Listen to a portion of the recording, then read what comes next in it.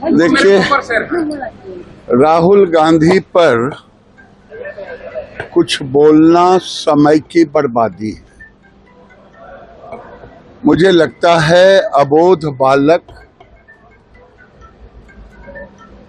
या जानबूझ करके हिटलर का मंत्री था गोएबल्स, वो एक झूठ को 100 बार बोलना लगता है उनके पक्के शिष्य बन गए।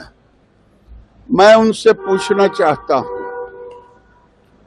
जो आप लोगों में भ्रम फैला रहे हैं, जो ट्रेड डील अगर फाइनल हुआ है सिग्नेचर, तो वो कागज दिखाओ। नहीं तो जिस ढंग से बात करते हैं, मैं भी सुन रहा था, एक झूठा लुच्चा वही आदमी ऐसा कर सकता है। थेथर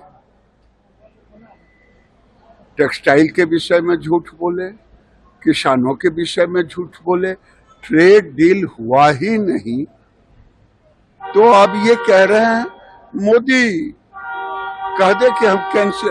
जो चीज हुआ नहीं, ट्रेड डील जब होगा तो पूरा देश उसको जब चाहेगा तो देखेगा। अभी देखो, ये झूठ के गाछ है। सेठ बब्बर अगर देश में साजिश करने वाले हो सकते हैं, ये जेएनयू में टुकड़े टुकड़े गैंग के राहुल जी नेता बनना चाहते हैं। अरे भाई, आपने साजिश करके देश के अंदर एक माहौल खराब करने की कोशिश की, देश को बदनाम किया। तो जो देश को बदनाम करे उसे क्या कहा जाए?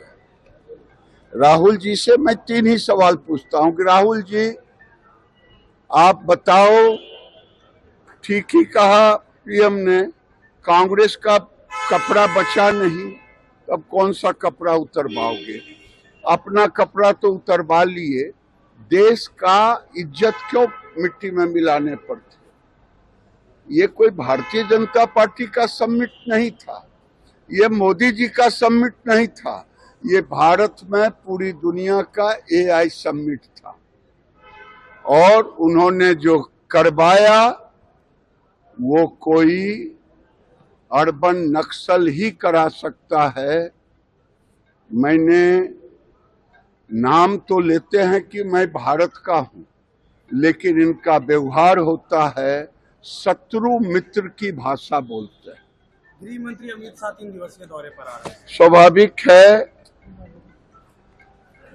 ये जो सीमावर्ती राज्य हैं, इसका डेमोग्राफी बिल्कुल चेंज हो गया, और डेमोग्राफी चेंज हुआ है, इसको ठीक करना।